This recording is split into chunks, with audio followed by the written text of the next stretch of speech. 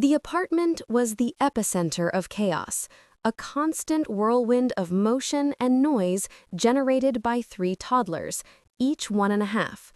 The floor was sticky with juice, diapers formed small mountains, and block towers crashed down with deafening regularity, always punctuated by a tiny hand insistently tugging at her jeans. Sarah moved through the hurricane with a practiced, weary grace, her mind a running ledger of snacks, naps, and lullabies. David, her husband, was usually her anchor in this maelstrom, but not today. The air, already thick with the scent of baby powder and pureed fruit, seemed to crackle with an unspoken tension long before he opened his mouth. He stood by the window, his silhouette etched against the pale, unfamiliar cityscape. The twins, for a moment, fell silent. For a single breath, a fragile truce settled over the domestic battlefield. Then David spoke. His words, slow and deliberate, felt alien, carved from something colder than ordinary exhaustion. "I want to live alone," he said, and the phrase itself was a dull thud against the frantic rhythm of their lives. It wasn't a shout, not an accusation, not even a plea. It was a statement, delivered with a quiet, unnerving finality. And just like that, the bright, chaotic world she had so carefully constructed, one sticky brick at a time, began to shudder. A hairline fracture spider-webbed across the surface of their carefully managed piece, threatening to bring it all down. A cold knot tightened in her stomach, the premonition of an emptiness that would replace the magnificent, exhausting cacophony. When the last childish whisper had melted into the bedroom's twilight, a deafening silence slithered into every corner. The apartment, which just yesterday had breathed with the hustle and laughter of toddlers, now felt vast and cavernous. The ghost of his presence still clung to things. His rumpled t-shirt lay on a kitchen chair. She picked it up. The fabric still held the warmth of his body and the sharp scent of his cologne. The smell enveloped her like an invisible grip, comforting and devastating all at once. She inhaled deeply, trying to hold on to what was already gone, but the scent faded quickly, leaving only a phantom ache. Silence. Not the blessed silence of serenity, but a ringing, oppressive one, riddled with the questions he'd left unanswered. Why now? To just be alone for a while. The words he'd offered felt smooth as river stones, but she could feel something sharp beneath them. How could one just be alone when 3 children slept in the next room, when their whole world, hastily built on foreign soil, rested on 2 pairs of hands? She hadn't noticed any hurry in him the day he packed his bag, but now, in this new void, it felt less like he had walked away and more like he had fled. And it was a calculated escape. The look in his eyes then hadn't been the weariness she knew so well, but something else, elusive, like relief. Or was it guilt? The first faint chill of suspicion traced a path down her spine. Did he just want to be alone, or did his alone mean something else entirely? Every phone call from his new, empty life became a ritual. His voice, when he finally answered, sounded tired, sometimes unnaturally cheerful, and always distant. The first bead to slip from the invisible thread of trust was his story of quiet evenings with a book. At one point, she caught a faint background noise on his end, not the silence of a rental apartment, but the muted rhythm of unfamiliar music. She said nothing, but the question lodged in her throat. He changed the subject quickly. Then came the jumbled accounts of late meetings at work. One day, he'd claimed to be buried in paperwork until midnight. The next, he'd casually mention watching an old movie that same evening. Bead by bead, strung together by the invisible force of her growing anxiety, they began to form a sinister pattern. Her fingers tightened on the phone. She heard the air on the line go still after she asked what he did on Thursday night. Then his voice came through, stretched taut as a wire. "Everything's fine, honey. I need time. You know that." She knew. But now she knew something else, too. His words were cracking apart like a poorly built wall. A cold, sticky suspicion began to wrap around her like a spider's web. The unnerving pattern woven from his evasions itched under her skin, demanding to be unraveled. She needed something to pull her out of this sticky trap of uncertainty. The excuse presented itself. The lease renewal was approaching. She began methodically sorting through the documents in his old home office. The air smelled of dust and stale coffee. Her hands slid over file folders until they brushed against a small wooden box hidden beneath a stack of old college notebooks. The wood, smooth beneath her fingers, smelled faintly of cedar. The lid lifted, revealing a stack of yellowed papers tied with a faded ribbon. Not letters, but drafts of letters. The handwriting, painfully familiar, danced across the lines. She untied the ribbon. Her eyes scanned the first page, then darted back, catching on the words. "I'm sorry. It's the only word that deafens the silence you left behind. Every day I wake up knowing I broke that promise. I couldn't hold on, couldn't be there. There's an ocean between us now, and I don't know how to live with this emptiness. I still hear your voice when I fall asleep, and it's the only thing that keeps me sane. God, I miss you." A second draft. A third. Each was a fragment of a song steeped in longing. He addressed them to "my dearest," "my light," but it wasn't her light. The lines were full of regret. There was no hint of passion, of a physical affair, but the pain that saturated every phrase was far deeper than any carnal connection. This was a bond of souls, a broken vow, an invisible thread that continued to pull across the years, right through the heart of their life together. The air in the room grew thick. Her heart seized, hardening into a solid lump of ice. She breathed heavily, inhaling the bitter scent of a betrayal not of the flesh, but of something far more profound. These words had seeped into her present, poisoning every day they had ever lived. He had always been beside her, but a part of his soul had been locked away in this box. When they'd left everything behind for a new start in a new country, he had consciously brought this with him.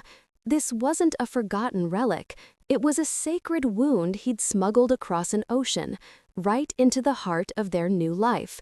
And now she knew that behind the fracture in their happiness lay a deep, bleeding wound. And to understand its nature, she had to find the woman these letters were for. The letters on the yellowed drafts bled poison. A cold resolve, sharp as a shard of ice, pierced through her.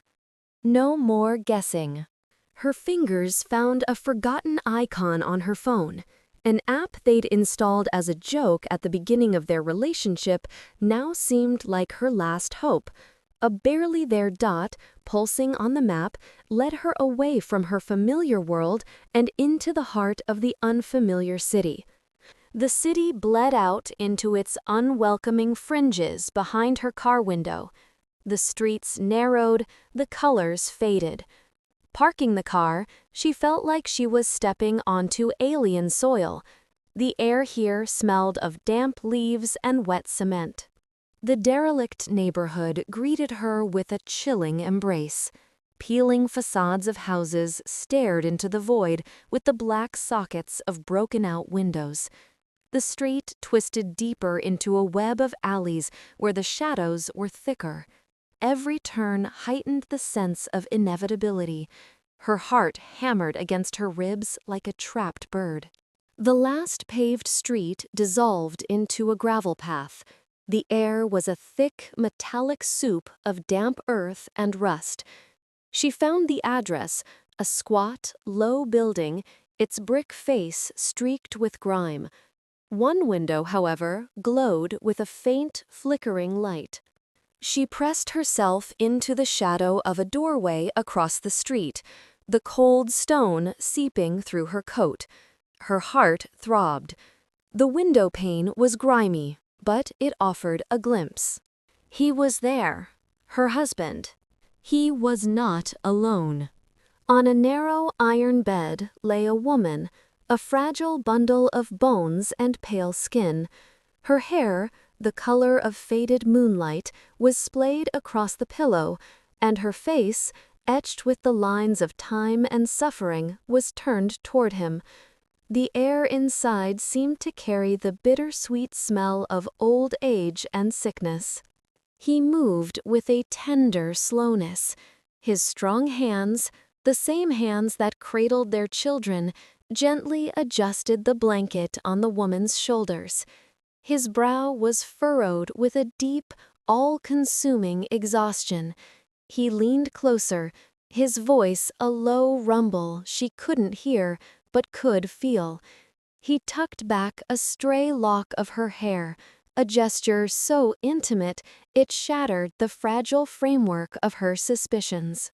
Not a lover, not a secret second life. This was something far older, far heavier. The scenarios she'd painted in her mind dissolved into dust. What remained was a gaping void, filled not with the expected sting of betrayal, but with a chilling, unfamiliar horror. Her world had shattered into a million pieces, each one reflecting an incomprehensible truth. The man she thought she knew was a stranger, tending to a ghost, and the tenderness in his touch was a dagger, not because it was for another woman, but because it was for this woman. A cold, metallic taste filled the alley. She didn't remember crossing the street. The scrape of a key he must have forgotten to turn pierced the silence. He stood in the doorway, his face ashen. A profound, inhuman exhaustion had aged him by decades. The air between them thickened. She stared at him, at his shattered eyes, unable to speak. How did you find me?" His whisper was a rasp. There was no anger, no surprise, only a bottomless hopelessness. "What does it matter?" Her voice sounded alien, thin and sharp. She took a step inside, and the smell of medicine, old linens, and something vaguely bitter washed over her. "Who is this? Explain it to me." His shoulders slumped under an invisible weight. He stepped back, his gaze darting toward the door, from behind which came a shallow, ragged breathing. I didn't want you to find out like this." His words stumbled. "It's my mother." The ground vanished from beneath her feet. His mother? His mother had died years ago. It was an axiom of their shared past. "What are you talking about?" she breathed. He leaned against the doorframe. "I thought she was dead. Everyone did. But they found her a year ago, sick, all alone. I couldn't just leave her." Silence. "Why didn't you tell me?" It wasn't a question. It was a wound. He looked at her, his eyes full of a bitter plea. "I didn't want you to live with this burden, with the ghosts of my past, this sickness, these memories. I wanted to protect you, our home, from this smell of decay. I thought if I handled this alone, it wouldn't touch you." He reached out a hand, then let it drop. I just wanted to be alone, so this could be alone, so this truth wouldn't destroy everything we'd built. The air in the room was suffocating. She looked at him, the man she thought was an open book, and realized he was a labyrinth, locked within himself. His lie wasn't a betrayal, but an attempt to shield them from a pain he carried alone. But in doing so, he had only carved a new, deeper chasm between them. She felt something shift inside her. Irrevocably. The world she knew was gone. The aftertaste of her husband's confession was still on her tongue, bitter and metallic, but beneath it, a cold current pulled her forward, not toward him, but toward the source of his secret. The car crawled through unfamiliar streets. She found the address easily, a quiet residential building, not a hospital, but the low hum of medical equipment seemed to pulse beneath its bricks. The door, left slightly ajar, gave way to her touch. The air inside hit her first, a heavy bouquet of antiseptic and something else, like dust and the sweet decay of cut flowers. It was the smell of a life winding down. The woman lay in the bed, a pale landscape under a thin blanket. Her eyes, open but unfocused, were the color of faded denim. An IV drip whispered beside the bed, its drops a monotonous clock ticking away the moments. Sarah stood there, a stranger in someone else's grief. The old woman stirred, her gaze sharpening for a second. "Who are you?" The voice was the dry rustle of leaves. I'm your son's wife," she managed, the words tasting like ash. The old woman closed her eyes. A sigh, thin as silk, escaped her lips. "He's my boy," she murmured. Sarah pulled a worn armchair closer and sat. There was no need for explanations, just a shared silence, broken by the whisper of the IV. In that quiet, she found herself talking, not about her grievances, but about her children, about their laughter, their tiny hands, the chaos they brought.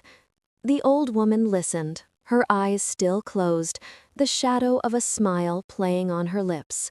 It was a fragile bridge, woven from present pain and quiet hope. The scent of decay remained, but now, beneath it, she could discern a faint, sweet fragrance. The room had become a crucible where two strangers, bound by a hidden thread, began to forge a new truth. She hadn't needed answers about the past, but an anchor in a turbulent present, and in the quiet sickroom she found one. The air in their apartment smelled different now. The sharp tang of honesty mixed with the bitter note of medicine she carried home on her clothes. The past had exploded, leaving only the scorched edges of memory. Their footsteps on the hardwood no longer echoed with secrets. They measured out the fragile rhythm of a new existence. Her husband talked now. The words came out of him painfully, exposing the ragged surface of his soul. He spoke of the days spent with his mother, of the fear that had gnawed at him for years. Sarah listened, feeling something inside her crack and then knit together differently. The pain was sharp, but it felt clean now, unpoisoned by the venom of things left unsaid. The children didn't understand that their world had changed. Their laughter, which once had drowned out her suspicions, now pierced a new kind of silence, one in which their parents were learning to speak without looking away. Every evening they sat together, not touching, but aware of the invisible thread that bound them in this new, shaky construction. There was no going back to the life they'd had. That family was dead. They were something else now, painfully honest, uncomfortably raw. The ruins of old secrets had become the foundation for a home they were now building, brick by brick, with trembling hands.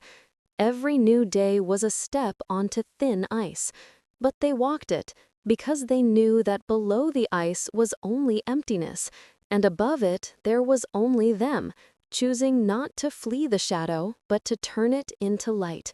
They were a family forged in fire, and on their faces, washed clean with salt water, was not peace, but for the first time in a long time, hope, fragile as the first spring flower pushing through asphalt.